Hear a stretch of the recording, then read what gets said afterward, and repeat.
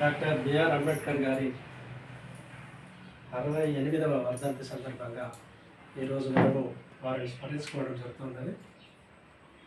Doctor BR Ambedkar ఈరోజు ప్రపంచవ్యాపితంగా కొలవబడుతున్నాడంటే వారి యొక్క మేధాశక్తి కానీ వారు సూచించిన మార్గాలు కానీ ఈనాటి తరానికి కూడా అనుసరించదగ్గ అంశాలుగా ఉన్నాయి. కాబట్టే ఈరోజు కూడా వారిని స్మరించుకోవడం జరుగుతుంది.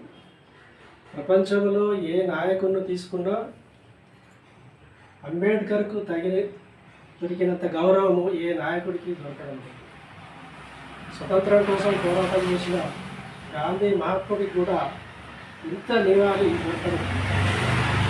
ప్రపంచంలో ఏ నాయకుడిని తీసుకున్నా ఇంత ఘనమైన కీర్తి ఎవరికి రావడం లేదు. ఎందుకంటే వారి ఆలోచన విధానము పక్షపాతంతో కూడుకున్నది, లేదా నియంతృత్వంతో కూడుకున్నది, లేదా స్వార్థంతో కూడుకున్నది.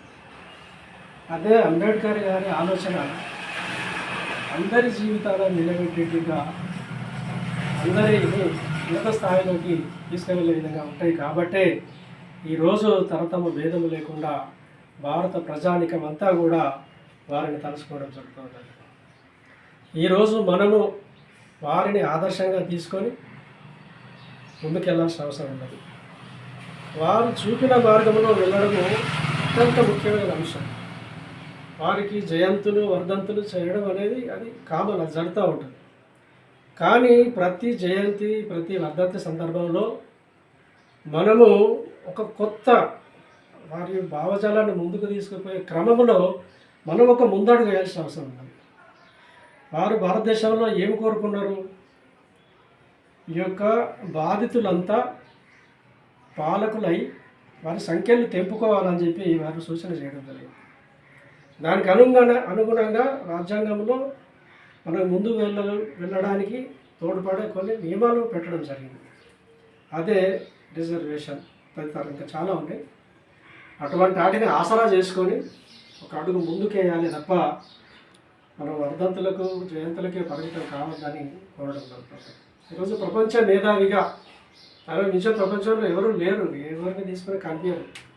శాస్త్రవేత్తలుగానో తత్వవేత్తలుగానో ఉంటారు తప్ప, కవులుగా గాయకులుగా ఉంటారు తప్ప, అందరి గురించి సమంగా ఆలోచించిన వ్యక్తి అంబేద్కర్ తప్ప మరొకరు లేరు.